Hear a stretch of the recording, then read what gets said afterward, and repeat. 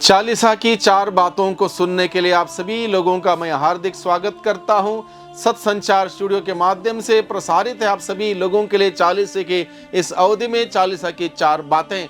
आज फरवरी की 24 तारीख है, शनिवार है, और आज की चार बातें ये हैं। सबसे पहली बात यह है, प्रभु यीशु हम सबों से कहता है एक नई शिक्षा का पालन करने के लिए, जो नई शिक्षा प्रभु यीशु ने हम सबों के सम्मुख रखी, अपने शत्रुओं से प्यार करने के लिए, अपने अत्याचारियों के लिए प्रार्थना करने की एक नई शिक्षा।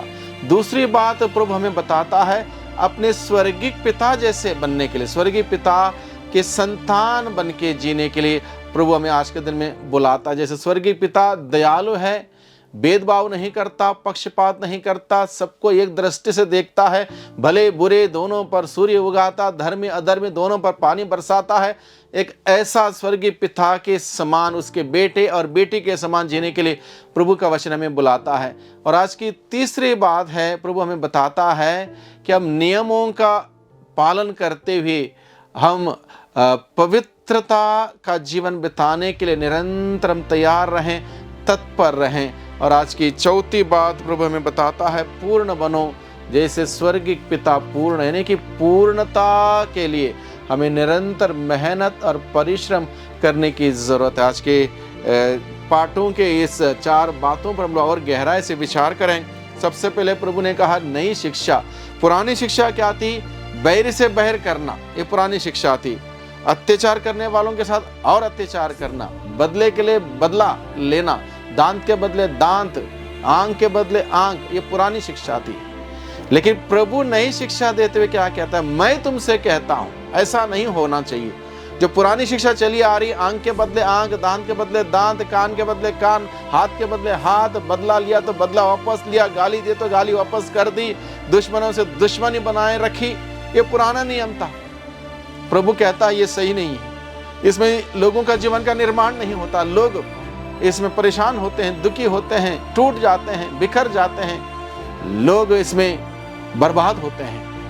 प्रभु जीवन का निर्माण करने के लिए आया। प्रभु चाहता है हमारा निर्माण हो, ऐसी शिक्षा का हम पालन करें। और ऐसी शिक्षा कौन सी है? प्रभु कहता है अपने बैरी से बैर करने के बदले उनसे प्यार करो, उनसे प्यार करो, एक नई शिक्षा है। दुश्मनों से दुश्मनी लेने के बदले उनके लिए प्रार्थना करो, जो सताते हैं उनके लिए विनती करो, दुआ करो। ये बात प्रभु हमें बताता है। और दूसरी बात प्रभु बताता है स्वर्गीय पिता के संतान बन के जीवन बिताओ। जैसे स्वर्गीय पिता का आचरण है, वो आचरण हम सबों का है। हमारा आचरण देखकर लोग जान जाएं कि हम किसके बेटे और बेटियां हैं। जैसे प्रभु यीशु ने स्वयं कहा, पेड़ अपने फल से पहचाना जाता है। हमारे जीवन के इस फलों से, जो फल हम उत्पन्न करते हैं, उससे हम जान जाएंगे कि हम किसकी संतान। इसलिए प्रभु ने कहा चुनौती क्या है? स्वर्गीय पिता की संतान बन के जीवन बिताने के लिए।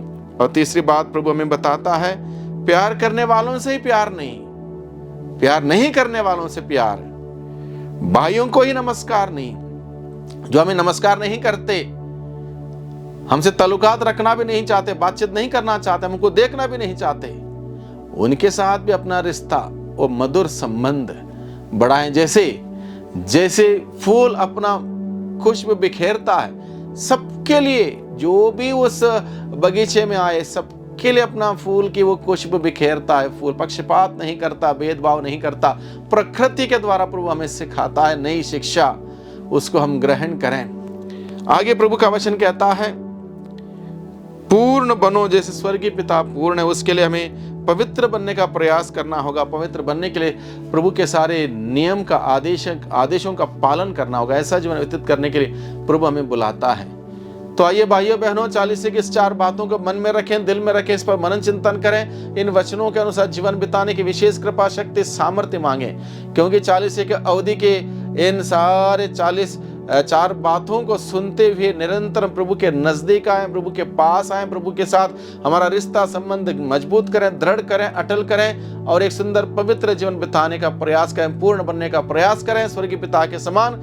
और हम सभी प्रभु के नजदीक जाकर पवित्र जीवन बिताते हुए उस आनंद को, खुशियों को महसूस कर पाएंगे। वही प्रभु हमारी मदद करें। आज के दिन में हम लोग प्रार्थना करते हैं सर्वशक्तिमान पिता परमेश्वर, जो नई शिक्षा आपने हम सबों को प्रदान की है, वो नई शिक्षा को गहराई से समझने के लिए, दिल में रखने के लिए, उसके अनुसार जीने के लिए हम सबों को हिम्मत साहस प्रदान कर, अपने बैरियों से प्रेम करने के लिए, अत्याचार करने वालों के लिए प्रार्थना करने के लिए हमें शक्ति दे और आपकी संतान बनकर सबके साथ बराबर एक दृष्टि के साथ देखते हुए, एक दृष्टि के साथ काम करते हुए रहने के लिए, जीने के लिए हमें सिखाइए और पूर्णता के लक्ष्य को सामने रखते हुए हर प्रकार के अधूरापन हमारे जीवन का दूर करने की शक्ति दे, ताकि हम पूर्णता में आगे बढ़ सके। इस प्रकार से प्रभु एक सुंदर जीवन बिताने की शक्ति सामर्थ्य में प्रदान कर दुआ करते हैं उद्धारकर्ता यीशु मसीह के नाम से, आमीन।